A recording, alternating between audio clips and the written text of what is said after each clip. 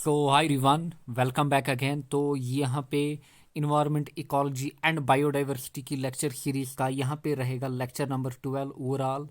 तो ये वाले लेक्चर में, लास्ट लेक्चर में हमने स्टार्ट किया था पोल्यूशन वाला पार्ट, तो यहाँ पे हम कवर करेंगे सॉइल पोल्यूशन को। देन हम देखेंगे यहाँ पे soil solid waste management, and then हम देखेंगे यहाँ पे नॉइस पोल्यूशन। एंड लेक्चर के एंड पे हम यहाँ पे देखेंगे 10 to 15 MCQ जो कि डिफरेंट पेपर्स में पूछे जा चुके हैं। तो बहुत सारे बच्चों ने मेंशन किया था कि सर यहाँ पे जो पीडीएफ है वो प्रोवाइड कीजिए इन्वायरमेंट की।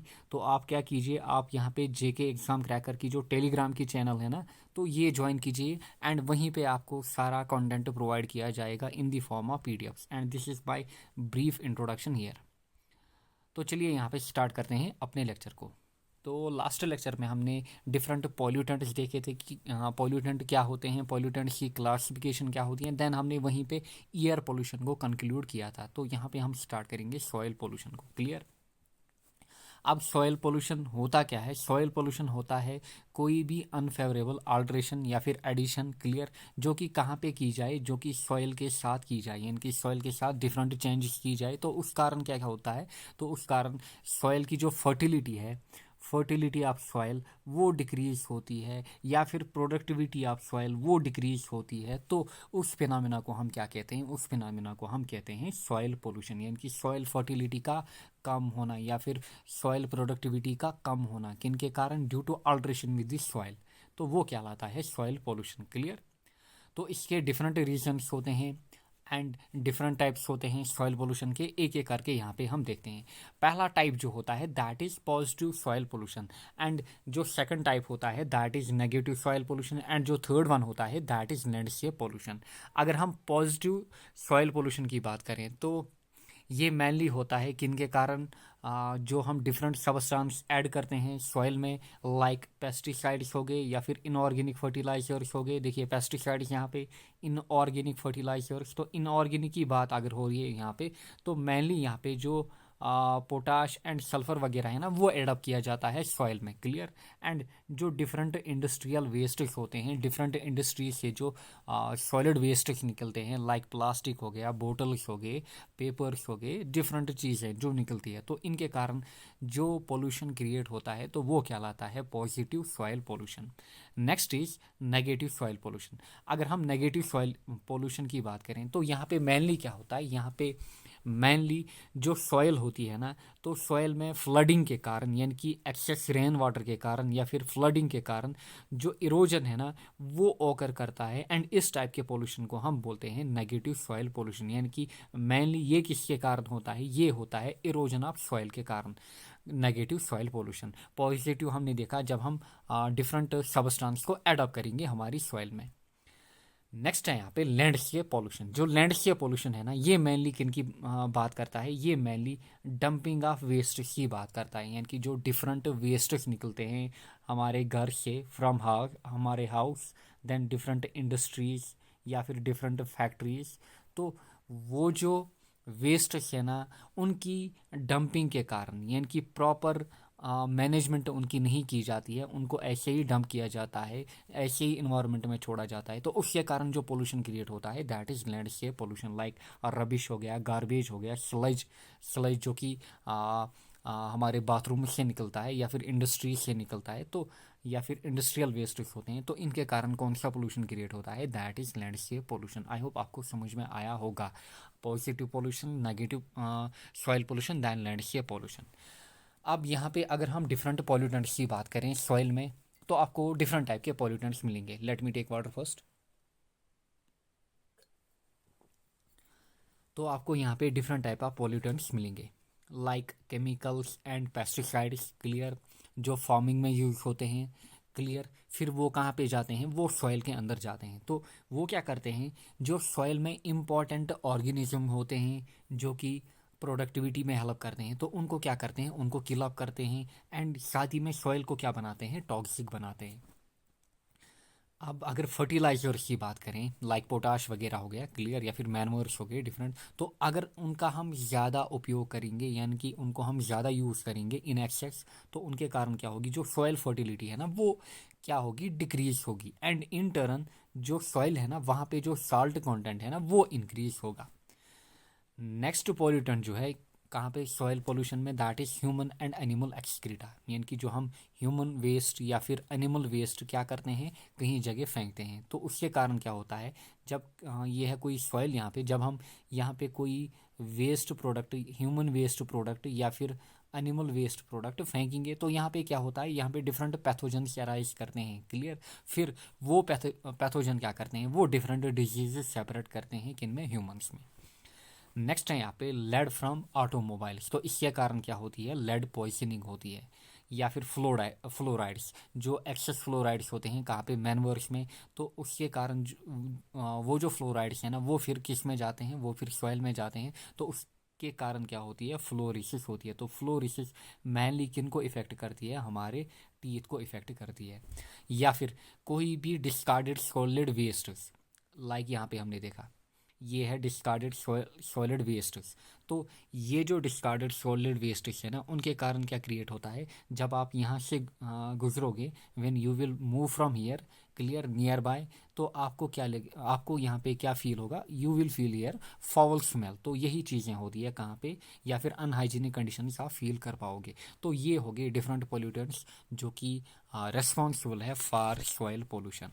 नेक्स्ट है यहाँ पे कंट्रोल ऑफ सॉइल पोल्यूशन। अब अगर पोल्यूशन हो रहा है तो इसको क्या करना है, इसको कंट्रोल करना है। तो यहाँ पे डिफरेंट मेथड्स या फिर मेजर्स अडॉप्ट किए जाते हैं। One is organic farming, then हम देखेंगे solid waste disposal, proper method हमें फॉलो करना होगा, या फिर सॉइल कंजर्वेशन करना होगा, जहाँ पे biological and mechanical methods adopt किए जाते हैं। तो अगर हम ऑर्गेनिक फार्मिंग की बात करें, तो ऑर्गेनिक फार्मिंग में हम क्या करते हैं, यहाँ पे हम जो नेचुरल प्रोडक्ट्स हैं ना, उनको यूज़ करते हैं, ना कि मैन मेड प्रोडक्ट्स। क्योंकि मैन मेड प्रोडक्ट्स जो होते हैं ना, अगर उनका थोड़ा सा भी कंटेंट इंक्रीज होता है, तो उनके कारण क्या होता है, सॉइल पोल्यूशन होता है।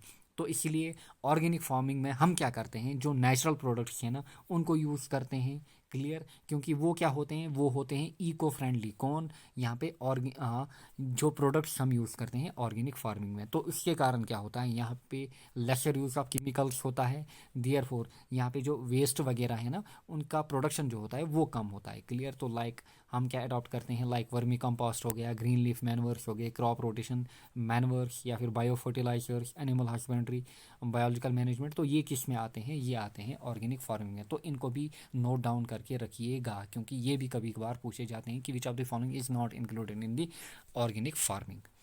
नेक्स्ट है यहाँ पे जो नेक्स्ट मेथड या मेजर अडॉप्ट किया जाता है, that is solid waste disposal.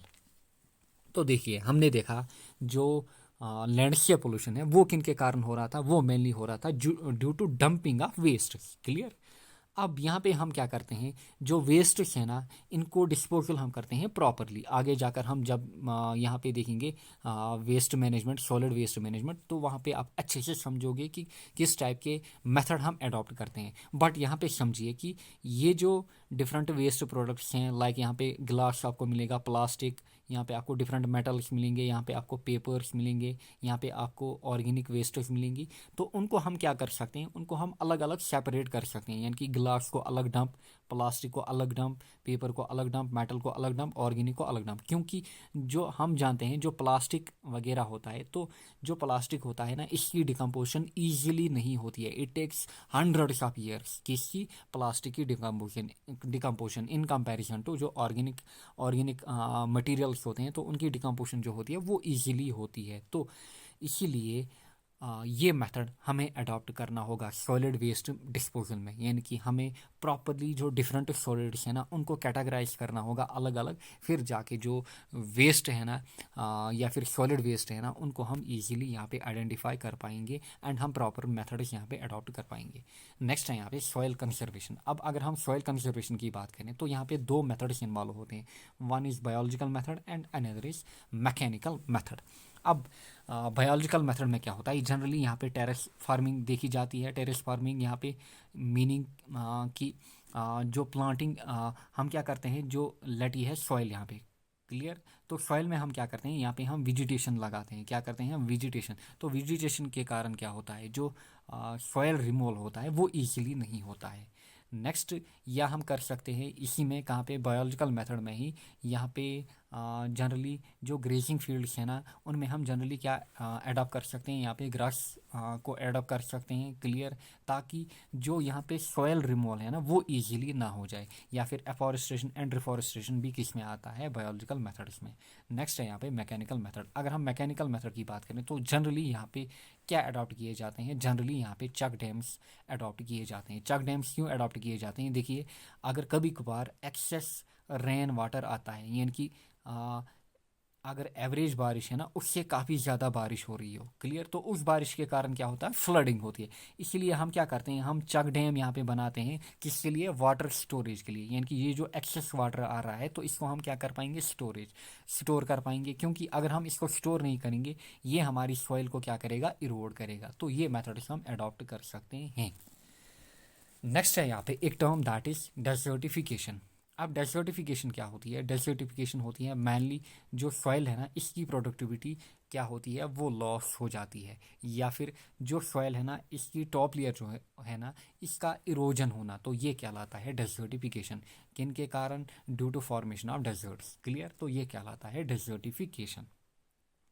अब ये जो डेजर्टिफिकेशन है ना इसके कारण क्या होता है, जो प्रोडक्टिविटी होती है या फिर फर्टिलिटी होती है हमारी सॉइल की या फिर लैंड की, वो डिक्रीज हो जाती है।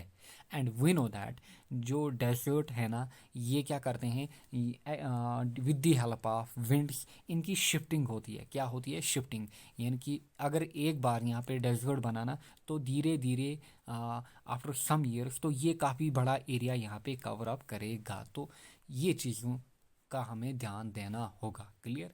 एंड मेनली जो सॉइल इरोजन एंड डेजर्टिफिकेशन है ना ये किसको इनको एक्सेलरेट किया जाता है, यानी कि ये आपको ज़्यादा दिखेंगी कहाँ पे, जहाँ पे आपको डिफॉरेस्टेशन दिखे। देखिए ये वाला पोर्शन देखिए, यहाँ पे मैंने ये पिक ली है, तो देखिए यहाँ पे डिफॉरेस्टेशन की गई है, यहाँ पे जो डिफरेंट प्लांट्स है ना उनकी कटिंग की गई है, तो ये किसको एक्सेलरेट करेगा, ये एक्सेलरेट करेगा डेजर्टिफिकेशन एंड सॉइल इरोजन को, यानी कि यहाँ पे आपको ज़्यादा इरोजन एंड डेजर्टिफिकेशन देखने को मिलेगी।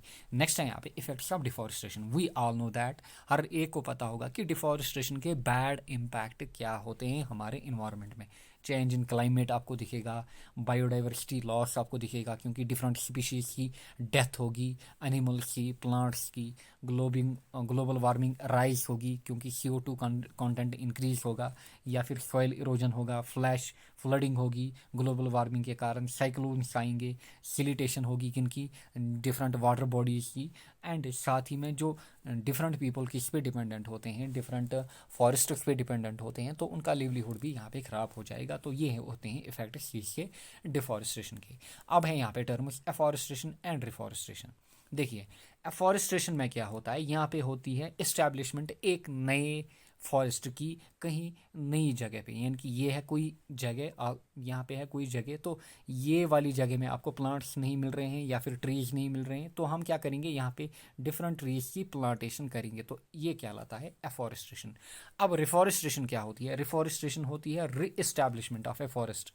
कहाँ पे, डिफॉरेस्टेड लैंड में। लेट ये था कोई लैंड, क्लियर, ये था इनिशियली कोई लैंड, तो इस लैंड में ऑलरेडी यहाँ पे प्लांट्स वगैरह थे, फिर हमने क्या किया, इन प्लांट्स की कटिंग की, तो यहाँ पे क्या हुआ, यहाँ पे डिफॉरेस्टेशन हुई। अब यहाँ पे कुछ भी प्लांट्स आपको नहीं दिखेंगे, यानी कि ये यहाँ पे डेजर्टिफिकेशन हुई है। फिर हम क्या करेंगे, फिर नेक्स्ट कंडीशन में हम यहाँ पे इसी जगह पे डिफरेंट प्लांट्स को यहाँ पे ग्रो अप कराएंगे, तो ये कहलाता है रिफॉरेस्टेशन, यानी कि री एस्टैब्लिशमेंट, क्लियर, यानी कि जो ऑलरेडी एस्टैब्लिश्ड फॉरेस्ट था फिर उसकी कटिंग हुई, यानी कि डिफॉरेस्टेशन हुई, फिर उसी जगह हम डिफरेंट प्लांट्स को नए से उगाएंगे, तो वो कहलाता है रिफॉरेस्टेशन।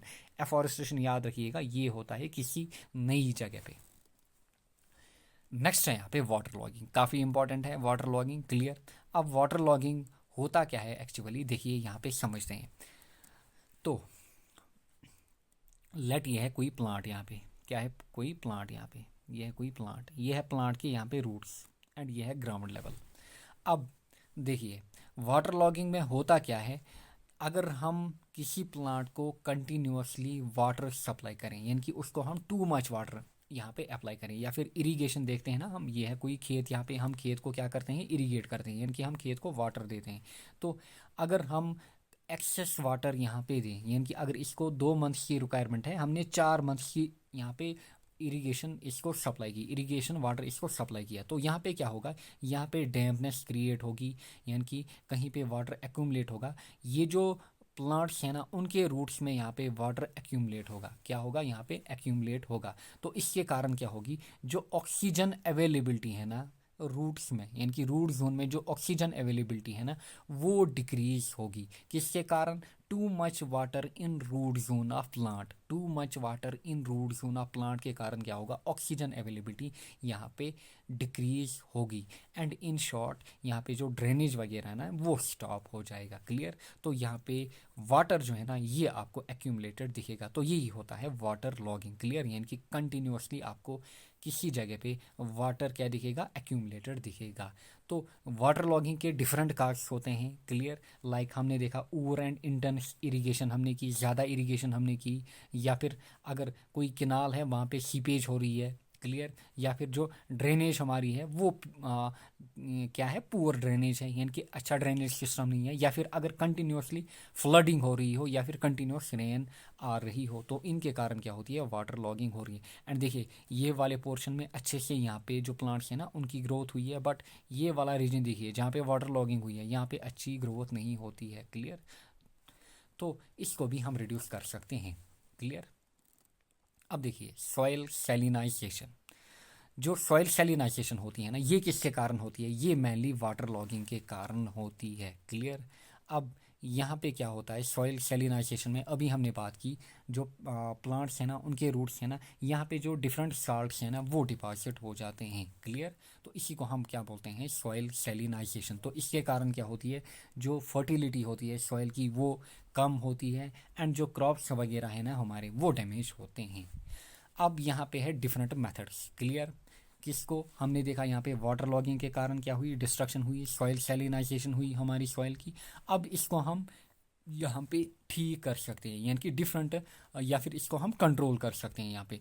एंड इसी को हम बोलते हैं सॉयल रिक्लेमेशन। क्या बोलते हैं, soil reclamation. Soil reclamation meaning जो हमारा अनकल्टिवेटेड लैंड था, यानी कि ये जो लैंड हमारा अनकल्टिवेटेड हुआ था इसको हम बनाते हैं फिट किसके लिए, कल्टीवेशन के लिए। क्लियर, फिट कैसे बनाते हैं, जो रूट जोन है ना प्लांट के रूट जोन, वहाँ पे जो साल्ट्स हैं ना उनको हम रिमूव करते हैं, यानी कि वो जो साल्ट्स एक्सेस साल्ट डिपॉजिट हुए थे कहाँ पे, रूट जोन में, ड्यू टू वाटर लॉगिंग या फिर सैलिनाइजेशन के कारण, तो इनको हम क्या करते हैं, रिमूव। एंड यहाँ पे हम अच्छे से प्लांट्स को कल्टीवेट करते हैं। तो यहाँ पे होते हैं डिफरेंट मेथड्स का आपको यहाँ पे नाम याद रखना ही रखना है, काफ़ी इंपॉर्टेंट है, काफ़ी पेपर्स में पूछा जा चुका है इनको। पहला यहाँ पे लीचिंग। अब लीचिंग में क्या होता है, लीचिंग में सिंपली जो एक्सेस साल्ट है रूट जोन में उनको हम रिमूव करते हैं with the help of flooding. तो लीचिंग किसके लिए यूज़ की जाती है, काफ़ी इंपॉर्टेंट है, काफ़ी बार पूछा जा चुका है। तो अगर अल्कलाइन सॉइल है ना हमारी तो वहाँ पे हम लीचिंग करेंगे। क्लियर। एडिशन ऑफ जिप्सम, तो ये भी अल्कलाइन सॉइल के लिए, हाँ, या फिर एडिशन ऑफ लाइम करेंगे हम अगर वहाँ पे एसिडिक सॉइल है। देखिए अल्कलाइन क्या होता है, एसिडिक क्या होता है, एक पीएच स्केल होती है ना, पीएच स्केल में नंबरिंग क्या होती है, 0 to 14। Clear, 0 to 14। And 0 to 7 क्या होता है, ये होता है एसिडिक रेंज, आई होप आपने केमिस्ट्री में पढ़ा होगा। 7 to 14 ये क्या होता है, बेसिक या फिर अल्कलाइन रेंज। क्लियर, तो 0 to 7 एसिडिक रेंज, 7 to 14 होता है बेसिक या फिर अल्कलाइन रेंज। तो इसी से हम सॉइल का पीएच जो है ना वो मेजर करते हैं। तो अगर सॉइल का पीएच क्या होगा, ग्रेटर देन 7 होगा तो हम बोलेंगे अल्कलाइन सॉइल, अगर सॉइल का पीएच लेस देन 7 होगा तो हम बोलेंगे एसिडिक सॉइल। तो लाइम यूज़ हम करेंगे किसके लिए, एसिडिक सॉइल के लिए। लीचिंग एंड जिप्सम हम यूज़ करेंगे अल्कलाइन सॉइल के लिए। एंड साथ ही में हम गुड ड्रेनेज प्रोवाइड करेंगे या फिर स्क्रैपिंग करेंगे। क्लियर, स्क्रैपिंग मीनिंग यहाँ पे ये जो टॉप लेयर है ना इसको हम रिमूव करेंगे। तो आई होप आपको अच्छे से समझ में आया होगा कि जो सॉइल रिक्लेमेशन है ना वो कैसे हम करते हैं। अब है यहाँ पे solid wastes. Clear, solid wastes जो होते हैं ना, देखिए यहाँ पे इनको हम बोलते हैं रिफ्यूज़। क्या बोलते हैं, रिफ्यूज़। क्लियर, अब ये क्या करते हैं, अगर आप यहाँ पे इनको क्या करोगे, सॉइल में डंप करोगे तो उनके कारण क्या होगी, ऑब्वियसली यहाँ पे जो सॉइल फर्टिलिटी है ना वो डिक्रीज होगी या फिर सॉइल प्रोडक्टिविटी डिक्रीज होगी। अब सॉलिड वेस्ट में क्या नहीं आता है, एक्सक्रीटा। एक्सक्रीटा मीनिंग यहाँ पे ह्यूमन वेस्ट या फिर नाइट सॉइल, तो ये इंक्लूड नहीं होता है किसमें, सॉलिड वेस्ट में। तो याद रखिएगा, it does not include excreta या फिर ह्यूमन वेस्ट या फिर नाइट सॉइल। ये जो पॉइंट यहाँ पे मैंने मेंशन किए हैं काफ़ी इंपॉर्टेंट है, जितने भी पॉइंट यहाँ पे मैं मेंशन करूँगा उतना इनफ रहेगा ये वाले पोर्शन से। क्लियर। अब यहाँ पे हम देखते हैं टाइप्स ऑफ सॉलिड वेस्ट्स। एक होते हैं म्युनिसिपल वेस्ट्स। क्लियर। तो म्युनिसिपल वेस्ट्स लाइक सलेज हो गया। सलेज क्या होता है, जो भी वेस्ट्स हमारे किचन से निकलते हैं या फिर डोमेस्टिक वेस्ट्स होते हैं तो उनको क्या बोला जाता है, उनको बोला जाता है सलेज। यानी कि हमारे किचन से जो भी वेस्ट्स निकलते हैं तो वो कहलाते हैं सलेज। इंडस्ट्रियल वेस्ट्स की अगर हम बात करें तो इंडस्ट्रीज में हैवी मेटल्स या फिर टॉक्सिक मेटल, जिनकी हमने लास्ट लेक्चर में बात की थी, तो वो निकलते हैं, या फिर फ्लाई ऐश हो गया या फिर स्लज वगैरह हो गया। क्लियर। तो ये कहाँ से निकलते हैं, इंडस्ट्रियल वेस्ट से। हजार्ड्स वेस्ट की अगर हम बात करें तो यहाँ पे मेनली पेस्टिसाइड्स आएंगे, रबर आएगा यहाँ पे, डिफरेंट डाइज आएंगी, या फिर हॉस्पिटल वेस्ट जो होते हैं ना, ये कहाँ पे आते हैं, ये कहलाते हैं हजार्ड्स वेस्ट। नेक्स्ट है यहाँ पे इलेक्ट्रिकल वेस्ट या फिर इलेक्ट्रॉनिक वेस्ट, या फिर इनको हम बोलते हैं ई वेस्ट। एंड मेनली यहाँ पे क्या आते हैं, लाइक मोबाइल फ़ोन्स आपने कहीं पे फेंक दिया, या फिर जो कंप्यूटर, पुराना कंप्यूटर है वो कहीं पे आपने फेंक दिया, तो ये कहलाते हैं इलेक्ट्रॉनिक वेस्टेज। क्लियर। या फिर ई वेस्टेज इनको बोला जाता है। नेक्स्ट है municipal solid wastage. Municipal solid wastage की अगर हम बात करें, ओवरऑल म्युनिसिपल सॉलिड वेस्टेज की। क्लियर। यहाँ पे म्युनिसिपल सॉलिड वेस्टेज है ना, यही। क्लियर। तो ये जो म्युनिसिपल सॉलिड वेस्टेज है ना, ये पॉइंट वहीं पे लिखिएगा। क्लियर। यहाँ पे मिस्टेक हुई है तो ये पॉइंट को वहीं पे इंक्लूड कीजिएगा। तो जो म्युनिसिपल सॉलिड वेस्टेज होते हैं ना, इनमें क्या क्या इंक्लूड होते हैं, एक होता है garbage, then rubbish, then ashes, then debris. Clear. Debris क्या होते हैं, जब कोई पुराना घर वगैरह उनको गिराते हैं तो वहाँ पे जो मलबा निकलता है ना, उसको हम बोलते हैं डिब्रीज। एशेस हो गए जो बर्निंग के कारण जो लास्ट प्रोडक्ट वहाँ पे बचता है। क्लियर। तो ये किस कैटेगरी में आते हैं, ये आते हैं म्युनिसिपल वेस्ट की कैटेगरी में। याद रखिएगा, काफ़ी बार पूछा जा चुका है। नेक्स्ट है यहाँ पे इफेक्ट्स ऑफ सॉलिड वेस्टेज। अब ये जो सॉलिड वेस्टेज है ना, जिनको हमने डंप किया कहीं पे। क्लियर। अब इनके कारण क्या इफेक्ट होते हैं, देखिए यहाँ पे पहला इफेक्ट कि सॉइल की फर्टिलिटी जो है वो डिक्रीज होगी। दूसरा इफेक्ट कि जब आप यहाँ से मूव करोगे तो आपको यहाँ पे क्या आएगा, यहाँ पे आपको फ्यूअल स्मेल आएगा। किन के कारण, जो फ्यूअल गैस यहाँ पे होते हैं उनके कारण। तो यहाँ पे क्या रिलीज होगा, मीथेन रिलीज होगा एंड H2S होगा। H2S के कारण क्या होती है, यहाँ पे रॉटन एग्स स्मेल आती है। तो देखिए ये हैं डिफरेंट इफेक्ट्स।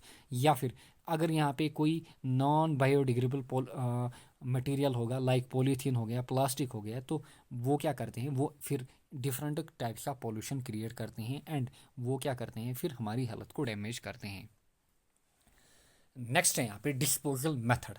क्लियर। यानी कि ये जो वेस्ट है ना, उनको हम किस टाइप से यहाँ पे डंप कर सकते हैं या फिर डिस्पोज कर सकते हैं ताकि जो पोल्यूशन है ना वो रिड्यूस हो जाए। तो इसके हैं डिफरेंट मेथड्स, यहाँ पे एक एक करके हम देखते हैं। पहला है यहाँ पे लैंड फिलिंग। जो लैंड फिलिंग मेथड है ना, ये मेनली आजकल सिर्फ आपको इंडिया में दिखेगा, जो बाकी एडवांस्ड कंट्रीज है ना वहाँ पे आपको ये नहीं दिखेगा। होता क्या है यहाँ पे, यहाँ पे हमें वेस्ट प्रोड्यूस हुए, सॉलिड वेस्ट वगैरह, तो हम क्या करते हैं, हम यहाँ पे एक सॉइल है ना इसको डिग करते हैं। यानी कि यहाँ पे जो सॉइल है ना इसको हम डिग करते हैं, तो इन वेस्ट को हम यहीं पे डंप करते हैं। क्लियर। फिर क्या करते हैं हम, ऊपर से ये वाला जो यहाँ पे गड्ढा है हमने खोदा था, इसके ऊपर हम यहाँ पे फिर सॉइल कवरिंग करते हैं। देखिए यहाँ पे सॉइल कवरिंग हो रही है, या फिर यहाँ पे देखिए सॉइल कवरिंग हो रही है। एंड ये जो सॉइल कवरिंग होती है मेनली 1 to 1.5 मीटर लेयर चढ़ाई जाती है। क्लियर। तो ये याद रखिएगा, लैंड फिलिंग में क्या किया जाता है, यहाँ पे कंपैक्टेड सॉलिड सॉइल लेयर यहाँ पे चढ़ाई जाती है। अंदर क्या रहेंगे, अंदर रहेंगे solid waste. Clear. In short.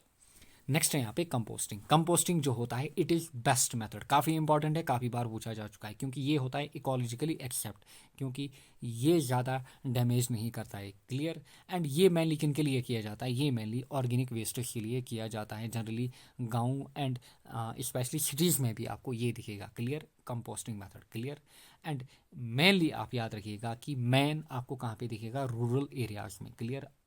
Like आपने डिफरेंट गांव जो है ना वहाँ पे आपने देखे होंगे कि ये जो प्रोजेक्ट है ना वहाँ ये बनाए जाते हैं। एंड यहाँ पे क्या किया जाता है, जो भी वेस्ट्स निकलते हैं क्लियर लोकलिटी में, उनको वहीं पे एक ही जगह डंप किया जाता है, फिर इनकी ट्रीटमेंट की जाती है। मेनली आपको कहाँ पे दिखेगा, रूरल एरियाज यानी कि गाँव में। अब यहाँ पे होते हैं दो मेथड, एक होता है इंडोर मेथड, दूसरा होता है बैंगलोर मेथड। इंडोर मेथड, यानी कि ये कहाँ पे अडॉप्ट किया जा गया था पहली बार, इंडोर में, क्लियर। एंड बैंगलोर कहाँ पे, बैंगलोर में। अब देखिए इंडोर मेथड जो होता है ना, इसको हम बोलते हैं एरोबिक, यानी कि इन प्रेजेंस ऑफ ऑक्सीजन, यहाँ पे क्लियर, यानी कि ओपन एटमॉस्फेयर में यहाँ पे हम क्या करते हैं, कंपोस्टिंग करते हैं। बैंगलोर मेथड क्या है, बैंगलोर मेथड में क्या होता है, एनारोबिक कंडीशन में, यानी कि ये जो पोर्शन है ना, इसकी कवरिंग की जाती है ऊपर से, क्या की जाती है, कवरिंग, यानी कि इन एब्सेंस ऑफ ईयर यहाँ पे क्या की जाती है, कंपोस्टिंग की जाती है। तो ये पॉइंट भी याद रखिएगा यहाँ पे। नेक्स्ट है यहाँ पे बर्निंग, क्लियर, यानी कि सॉलिड्स जो हमें निकले, वेस्ट, सॉलिड वेस्ट हमें निकले, इनकी क्या कर सकते हैं हम, बर्निंग। पहला हमने देखा उनको हम कर सकते हैं डंप, क्लियर, यानी कि लैंड फिलिंग।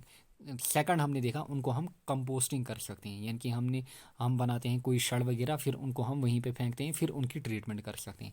नेक्स्ट है यहाँ पे बर्निंग। बर्निंग यानी कि ये जो वेस्ट है ना, उनको हम क्या करें, बर्न करें डायरेक्टली। तो यहाँ पे दो मेथड्स होते हैं, one is incineration and another is pyrolysis. Incineration में क्या होता है, यहाँ पे जो बर्निंग होती है वो होती है in presence of oxygen, clear. यहाँ पे क्या होती है, जो बर्निंग होती है वेस्ट की, वो होती है इन प्रेजेंस ऑफ यहाँ पे ऑक्सीजन, यानी कि ऑक्सीजन की प्रेजेंस में, क्लियर, यानी कि एरोबिक कंडीशंस में। एंड जनरली किन के लिए यूज़ किया जाता है, उन मटेरियल्स के लिए जिनका कैलोरीफिक वैल्यू जो होगा वो हाई होगा। पायरोलिस की अगर हम बात करें तो पायरोलिस जो है ना, मेनली एनारोबिक कंडीशंस में की जाती है, या फिर लिमिटेड सप्लाई ऑफ ऑक्सीजन में की जाती है, क्लियर। यहाँ पे एक ग्राइंडिंग मशीन होती है, तो इसी में क्या किया जाता है, इसी में यहाँ पे जो वेस्ट वगैरह है ना, उनको डंप किया जाता है। एंड किनको यहाँ पे यूज़ किया जाता है, mainly plastic and rubber waste को, क्लियर, क्योंकि प्लास्टिक एंड रबर वेस्ट को आप खुले में, लाइक यहाँ पे आप देख सकते हैं कहाँ पे, इंसिनरेशन में यहाँ पे वेस्ट की बर्निंग हो रही है, तो इनको खुले में यहाँ पे छोड़ा जा रहा है। But plastic and rubber waste को आप ओपनली बर्निंग नहीं कर सकते हैं, क्योंकि वहाँ पे काफ़ी ज़्यादा पोल्यूशन क्रिएट होगा, क्लियर। तो उनको क्या करते हैं हम, लिमिटेड सप्लाई में, यानी कि यहाँ पे उनकी पायरोलिस होती है। एंड ये होता है मोस्ट एफिशिएंट मेथड, किसके लिए, कंजर्वेशन ऑफ एनर्जी के लिए। क्योंकि यहाँ पे क्या प्रोड्यूस होता है, जो प्लास्टिक रबर वेस्ट होते हैं ना, उनकी जब बर्निंग होती है तो यहाँ पे ऑयल एंड डिफरेंट गैस यहाँ पे प्रोड्यूस होते हैं, एंड उनको हम फिर यहाँ पे यूज़ कर सकते हैं। नेक्स्ट है पल्वराइजेशन। पल्वराइजेशन क्या है, ये सिंपली एक ग्राइंडिंग मशीन है, क्लियर, आपने देखी होगी ग्राइंडिंग मशीन। तो यहाँ पे जो बड़े बड़े टुकड़े होते हैं सॉलिड्स को, सॉलिड के, उनको यहाँ पे ब्रेक किया जाता है छोटे छोटे टुकड़ों में, क्लियर। एंड यहाँ पे फिर क्या होता है, यहाँ पे जो वेस्ट है ना, उनका जो वॉल्यूम है ना, वो रिड्यूस होता है। इन शॉर्ट यहाँ पे याद रखिए। नेक्स्ट हम बात करेंगे यहाँ पे नॉइस पॉल्यूशन की। अब नॉइस क्या होती है, देखिए, नॉइस होती है अनवांटेड साउंड। यहाँ पे आप देखिए काफ़ी ज़्यादा ट्रैफिक है, क्लियर। तो अगर आप काफ़ी ज़्यादा ट्रैफिक में फंस गए यहाँ पे, तो वहाँ पे डिफरेंट हॉर्न्स बजाई जाती हैं, तो उसके कारण क्या होती है, एक अनवांटेड साउंड प्रोड्यूस होती है, लाउड साउंड, डिस्टर्बिंग साउंड, वो आपको क्या करती है, डिस्टर्ब करती है। इन शॉर्ट अगर वो प्लीजेंट साउंड नहीं होगी तो वो कहलाती है नॉइस पॉल्यूशन, क्लियर। अब डिफरेंट सोर्स हैं यहाँ पे नॉइस पॉल्यूशन के, इंडस्ट्रीज हो गए, या फिर मशीन्स हो गए, या फिर क्रैकर्स हो गए, या फिर ब्लास्टिंग हो गई, क्लियर, या फिर डोमेस्टिक गैजेट्स हम यूज़ करते हैं, लाइक यहाँ पे आप देख सकते हैं लाउड स्पीकर वगैरह, या फिर पोर्टेशन व्हीकल। तो इनके कारण क्या होता है, इनके कारण नॉइस पोल्यूशन क्रिएट होता है। तो ये है डिफरेंट सोर्स। अब ये जो नॉइस पोल्यूशन है ना, इसकी इंटेंसिटी मेजर की जाती है डेसिबल यूनिट्स में, एंड इसको हम डिनोट करते हैं डीबी, क्लियर। एंड ये जो यूनिट ऑफ फ्रीक्वेंसी होता है यहाँ पे नॉइस पोल्यूशन का, दैट इज हर्ट्स, यानी कि हर्ट्स में हम मेजर करते हैं। नेक्स्ट कुछ इंपॉर्टेंट पॉइंट्स हैं यहाँ पे, इनको याद रखिएगा। जस्ट ऑडिबल साउंड हम किसको बोलते हैं, यानी कि अगर जो साउंड है दैट इज 10 डेसिबल, क्लियर, यानी कि यूनिट जो है दैट इज 10 डेसिबल, यानी कि इंटेंसिटी जो है दैट इज 10 डेसिबल, इसको हम बोलेंगे जस्ट ऑडिबल साउंड। विस्पर अगर 20 डेसिबल। नॉर्मल कंजर्वेशन, यानी कि नॉर्मल जो हम बातचीत करते हैं ना, लाइक मैं आपके साथ अभी नॉर्मल बातें कर रहा हूँ, क्लियर। तो नॉर्मल कन्वर्सेशन में जो इंटेंसिटी होती है दैट इज 60 डेसिबल।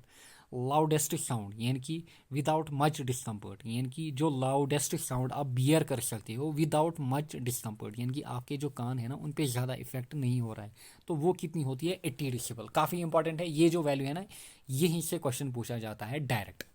अब हजार्ड साउंड, यानी कि डेंजरस साउंड, यानी कि अनकम्फर्ट साउंड, तो that is greater than 80 decibel. जब भी साउंड 80 डेसिबल को एक्सीड करे तो वो कहलाती है हजार्ड साउंड। अब देखिए जो 120 डेसिबल है ना, अभी हमने बोला अगर ग्रेटर देन 80 डेसिबल होगी तो वो हम बोलते हैं ये हो गया नॉइस पोल्यूशन, क्लियर, वो हो गया नॉइस पोल्यूशन। बट 120 डेसिबल को हम हियर कर सकते हैं विदाउट डिस्कम्फर्ट कितने टाइम के लिए, 30 सेकंड्स के लिए। ये भी काफ़ी बार पूछा जा चुका है, तो ये पॉइंट भी याद रखिएगा। नेक्स्ट है यहाँ पे नॉइज पोल्यूशन के कारण डिफरेंट इफेक्ट्स। पहला इफेक्ट है यहाँ पे auditory effect. Auditory effect meaning auditory fatigue आपको यहाँ पे फील होगी, क्लियर। ऑडिटरी फैटिग मीनिंग यहाँ पे आपके जो कान है ना वहाँ पे आपको विस्लिंग फील होगी या फिर बजिंग फील होगी वहाँ पे, क्लियर। एंड ये जनरली कब होती है, जब नॉइज की इंटेंसिटी जो होती है that is 90 decibel. Sorry, let me take water first. Next है यहाँ पे हियरिंग लॉस। तो हियरिंग लॉस जो है ना ये आपको दो टाइप के मिलेंगे, एक टेम्परेरी लॉस, दूसरा यहाँ पे परमानेंट लॉस, क्लियर। जो हियर टेम्परेरी लॉस है ना इसको हम कभी कभार बोलते हैं टेम्परेरी थ्रेशोल्ड शिफ्ट भी, क्लियर। तो ये जो टेम्परेरी लॉस होता है ना ये जनरली 1 से 2 दिन तक आपको दिखेगा, फिर आप जो जैसे नॉर्मल है ना वैसे आप दिखोगे, क्लियर। तो ये कभी कभार होता है, यानी कि रिपीटेड होता है, आपको 1 महीने के बाद, 2 महीने के बाद, 4 महीने के बाद या फिर 1 साल में 1-2 बार फील होगा, क्लियर। तो ये होता है टेम्परेरी लॉस। अब अगर साउंड की इंटेंसिटी कितनी है 140 डेसिबल, या फिर अगर इन टर्म्स ऑफ प्रेशर हम इसको डिफाइन करें यहाँ पे दैट इज़ 200 पास्कल, यानी कि 140 decibel is equal to 200 pascal, clear, pressure में।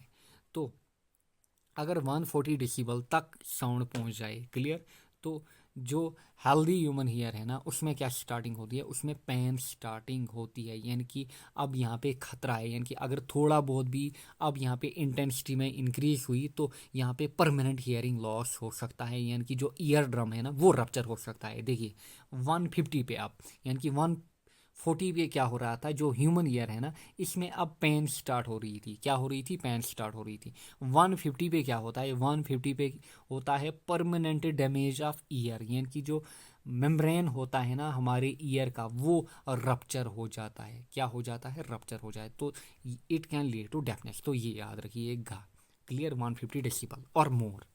इवन अगर कंटिन्यूस एक्सपोजर हो रहा है 80 to 100 डेसिबल, यानी कि कंटिन्यूसली, यानी कि दिन में आपको 5-6 घंटे 80 to 100 डेसिबल की साउंड आ रही है, तो it can also lead to permanent damage. Next है यहाँ पे नॉन ऑडिटरी इफेक्ट। अभी हमने देखे auditory effect, non auditory effect में क्या होता है जनरली। नॉन ऑडिटरी अगर यहाँ पे जो फ्रीक्वेंसी है that is 300 to 50 hertz sound की, क्लियर। तो यहाँ पे जो नॉर्मल कन्वर्सेशन है ना, लाइक आप देख रहे हो यहाँ पे ये बंदा इन लेडीज़ के साथ यहाँ पे बात कर रहा है, यहाँ पे ये दो जो है ना ये भी आपस में बात करेंगे, तो यहाँ पे क्या फील होगी, यहाँ पे डिस्ट्रैक्शन फील होगी, यानी कि यहाँ पे जो इंटरफेरेंस है ना स्पीच में वो आएगा। तो ये कब होता है, जब जो यहाँ पे साउंड है ना साउंड की फ्रीक्वेंसी हो जाएगी 300 to 500 हर्ट्स। या फिर नॉन ऑडिटरी इफेक्ट में आएंगे साइकोलॉजिकल चेंज, क्लियर, लाइक, या फिर physiological change like rise in BP, या फिर हार्ट रेट, या फिर ब्रीदिंग, क्लियर। कुछ बंदे होते हैं ना जो शोर में रहते हैं तो उनकी जो हार्ट रेट है ना वो बढ़ जाती है, या फिर उनका बीपी जो है ना वो हाई हो जाता है। नेक्स्ट है यहाँ पे कुछ डेटा, ये आपको याद रखना है, काफ़ी इंपॉर्टेंट है, काफ़ी बार पूछा जा चुका है, क्लियर। तो ये है परमिसिबल डेटा, तो ये याद रखिए यहाँ पे ये है परमिसिबल डेटा, यानी कि इतनी साउंड की इंटेंसिटी परमिट है। देखिए ये है industrial area, commercial area, residential area, silent zone. Day time में इंडस्ट्रियल एरिया में 75, एंड ये जो वैल्यूज है ना ये डेसिबल्स में है, क्या है, डेसिबल्स में। तो इंडस्ट्री में डे टाइम में 75 डेसिबल तक साउंड जो है ना दैट इज अलाउ। कमर्शियल में 65 decibel, residential 55 decibel, silent zone में 50 डेसिबल। साइलेंट जोन में क्या आते हैं, साइलेंट जोन में स्कूल आते हैं, हॉस्पिटल आते हैं, क्लियर। नाइट टाइम में, क्योंकि नाइट टाइम में जो शोर होता है वो कम होता है, तो जो साउंड की इंटेंसिटी है ना वो कम होनी चाहिए। इंडस्ट्री में कितनी, 70 डेसिबल, कमर्शियल में कितनी, 55 डेसिबल, रेजिडेंशियल में कितनी, 45 डेसिबल, एंड यहाँ पे साइलेंट जोन में कितनी, दैट इज़ 40 डेसिबल। एंड ये कब लाए गए थे, ये लाए गए थे अकॉर्डिंग टू 2000 जो नॉइस पोल्यूशन रूल्स आए थे 2000 में, तो वहाँ पे ये मेंशन किया गया है, तो इनको याद रखिएगा। Next silent zone. Silent zone हम किसको बोलेंगे, साइलेंट जोन हम बोलेंगे लेट, अगर ये है हॉस्पिटल या है यहाँ पे कोई स्कूल, अगर इस स्कूल से आप विद इन 100 मीटर्स हो, क्लियर, विद इन 100 मीटर्स, तो वो कहलाता है साइलेंट जोन, यानी कि यहाँ तक जो है दैट इज साइलेंट जोन। इस जोन से आप बाहर निकलोगे तो वो साइलेंट जोन नहीं कहलाएगा, क्लियर। तो साइलेंट जोन में अभी हमने देखा 50 at day time 50 decibel and night time में 40 डेसिबल। तो ये याद रखिएगा, इसमें आते हैं हॉस्पिटल, एजुकेशनल इंस्टीट्यूट वगैरह। नेक्स्ट है यहाँ पे अकॉर्डिंग टू इंडियन स्टैंडर्ड 494, तो इसके अकॉर्डिंग कितने डेसिबल अलाउ हैं? तो रूरल जोन में 25 टू 35 डेसिबल, सब अर्बन में 30 टू 40 डेसिबल, अर्बन रेजिडेंशियल में 35 टू 45 डेसिबल। काफ़ी इंपॉर्टेंट है, इनको काफ़ी बार पूछा जा चुका है। रेजिडेंशियल बिजनेस एरिया में क्लियर, वहाँ पे कितनी साउंड की इंटेंसिटी अलाउेबल है, that is 40 to 50 decibel. City area में 45 टू 60 डेसिबल। तो इनको डायरेक्ट याद रखिएगा, स्पेशली जॉब एग्ज़ाम के लिए आपको याद रखना ही रखना है। नेक्स्ट है यहाँ पे कंट्रोल। अब जो नॉइस पोल्यूशन है ना, इसको कंट्रोल करने के डिफरेंट मेथड हैं। वन इज साउंड कंट्रोल, यानी कि जो साउंड आ रही है किससे, सोर्स से। One is sound control from source, यानी कि जो सोर्स है ना उसी से आप डायरेक्टली कंट्रोल करो। यानी कि लेट अगर यहाँ पे कोई लाउड स्पीकर बज रहा है तो इसकी जो साउंड है ना वो कम करो। Then blocking path of noise, यहाँ पे आप यहाँ पे कोई पर्दा लगा सकते हो या फिर खिड़की वगैरह बंद कर सकते हो। तो या फिर साउंड एब्जॉर्बर जो होते हैं लाइक एकॉस्टिक टाइल्स होते हैं, तो इनको आप यूज़ कर सकते हो। या फिर इंक्रीजिंग पाथ लेंथ, क्लियर, यानी कि यहाँ पे आप डिफरेंट बैरियर लगा सकते हो साउंड में। या फिर प्रोटेक्टिंग रिसिप्टेंट, यानी कि जिसकी तरफ साउंड आ रही है उसी को हम यहाँ पे प्रोटेक्ट करेंगे। तो ये होते हैं 4 fundamental controls, clear. Sound control at source, यहाँ पे याद रखिएगा at source. Then blocking path of noise. तो ये होते हैं 4 फंडामेंटल कंट्रोल मेजर्स। और भी मेथड है लाइक ग्रीन वेजिटेशन, आप अपने हाउस के अराउंड ग्रीन वेजिटेशन लगा सकते हो, तो उस कारण भी क्या होता है, जो नॉइस है ना वो कम हो जाती है। या फिर ग्रीन मफलर भी इसको बोला जाता है। या फिर ईयर मफ्स आप यूज़ कर सकते हो, क्लियर, ईयर प्लग्स आप यूज़ कर सकते हो। या फिर डिफरेंट लॉज एंड रेगुलेशन को फॉलो किया जाता है। अब देखिए यहाँ पे जनरली हम देखते हैं, लेट ये है मेरा घर, क्लियर, ये है मेरा घर एंड ये है मेरे नेबर का घर यहाँ पे, क्लियर, ये है मेरे नेबर का घर यहाँ पे, ये है मेरा घर मी एंड ये है मेरे नेबर का घर। तो मैं यहाँ पे पढ़ाई कर रहा हूँ एंड मेरा जो नेबर है ना इसने यहाँ पे लाउड स्पीकर लगाया है। क्या लगाया है? Loud speaker. तो मैं क्या हो रहा हूँ यहाँ पे, डिस्टर्ब हो रहा हूँ क्योंकि नॉइज़ यहाँ पे क्रिएट हो रही है, क्लियर। तो when someone can register A complaint, यानी कि आप कब अपने नेबर या फिर किसी और के खिलाफ यहाँ पे कंप्लेंट दर्ज कर सकते हो, कब? When ambient noise standard exceeds 10 decibel. काफ़ी बार पूछा जा चुका है, यानी कि हमने बोला था 80 डेसिबल तक ओके है, यानी कि 80 डेसिबल तक ओके है। अगर 80 के बाद हुई तो वो कहलाता है नॉइज पोल्यूशन जनरली। यानी कि when ambient noise standard exceeds 10 decibel, यानी कि अगर जो नॉइज है ना वो कितनी आ रही है, 90 डेसिबल की, क्लियर। नेक्स्ट, अब अगर कोई बंदा जो नॉइस पोल्यूशन रेगुलेशंस हैं या फिर एक्ट्स हैं उनका वायलेशन कर रहा है, तो उसको सेक्शन 15 के तहत पेनलाइज किया जा सकता है। तो ये भी याद रखिएगा, clear. And noise is including environmental pollution, clear, कब किया गया था? In section 1 of year act 1981। तो ये भी याद रखिएगा। नेक्स्ट है यहाँ पे फ्रीक्वेंसी के रिगार्डिंग कुछ इंपॉर्टेंट पॉइंट। जनरली आपने ये साइंस में पढ़े होंगे, क्लियर। जो ह्यूमन ईयर होता है it can hear from 20 to 2000 hertz, इसी को हम बोलते हैं ऑडिबल साउंड। बट सेंसिटिव के जोन में रहता है, that is 500 to 5000 hertz. But ये वैल्यू काफ़ी इंपॉर्टेंट है, 20,000 हर्ट्स, काफ़ी बार पूछा जा चुका है, क्लियर। बट जो चिल्ड्रन होते हैं with less than 5 years age, तो उनमें कितनी होती है? उनमें 25,000, यहाँ पे 25,000 हर्ट्स तक इनकी फ्रीक्वेंसी होती है किसी साउंड की। तो ये याद रखिएगा। अब हम देखेंगे ये वाले टॉपिक के रिलेटेड कुछ आए हुए इंपॉर्टेंट क्वेश्चन। यहाँ पे पहला है यहाँ पे, which one of the following agriculture practice is eco friendly. तो इको फ्रेंडली कौन माना जाता है? Organic farming, cultivation of high yield varieties, shifting cultivation, growing plants in glass house. तो ऑर्गेनिक फार्मिंग जो होती है वो क्या होती है? इको फ्रेंडली होती है, clear. Next, for reclamation of acidic soil. तो एसिडिक सॉइल की यहाँ पे बात कर रहा है, तो एसिडिक सॉइल में हमने देखा था लाइम हम यूज़ करते हैं, अगर अल्कलाइन होगी तो हम लीचिंग एंड जिप्सम यूज़ करेंगे। Which are the following state in India received, current affairs में है, the UN award for becoming world first 100% organic state. तो कौन बना था वो? तो वो बना था सिक्किम। तो ये भी याद रखिएगा, world first 100% organic state. Which are the following leads to water logging. तो वाटर लॉगिंग के डिफरेंट रीजन्स मैंने मेंशन किए थे, ओवर एंड इंटेंस इरीगेशन, या फिर अगर ड्रेनेज सिस्टम अच्छा नहीं होगा, फ्रीक्वेंट फ्लडिंग होगी, तो ऑल ऑफ दिस यहाँ पे करेक्ट रहेगा। Next, the most economical method of soil conservation, यानी कि सॉइल कंजर्वेशन का जो मोस्ट इफेक्टिव मेथड है, हमने देखे थे organic farming, soil waste disposal, फिर हमने देखे थे सॉइल कंजर्वेशन। तो सॉइल कंजर्वेशन की बात कर रहा है तो जो बेस्ट मेथड होता है that is construct check dam, क्योंकि ये जो होता है it is a cheap method. Clear. Next, the most suitable solid waste disposal method for rural areas, तो रूरल एरियाज की यहाँ पे बात कर रहा है तो मोस्ट सुटेबल मेथड जो होता है रूरल एरियाज में तो that is composting. Clear.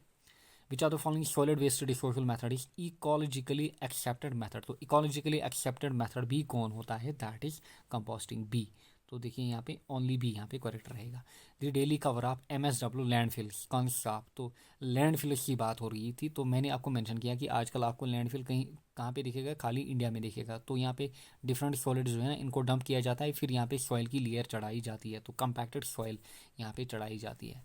Next, which one of the following method can be employed for plastic and rubber waste disposal, तो plastic and rubber waste disposal के लिए हम क्या करते हैं, हम पायरोलिसिस करते हैं, क्योंकि रबर एंड प्लास्टिक को हम खुले में यहाँ पे बर्निंग नहीं करते हैं।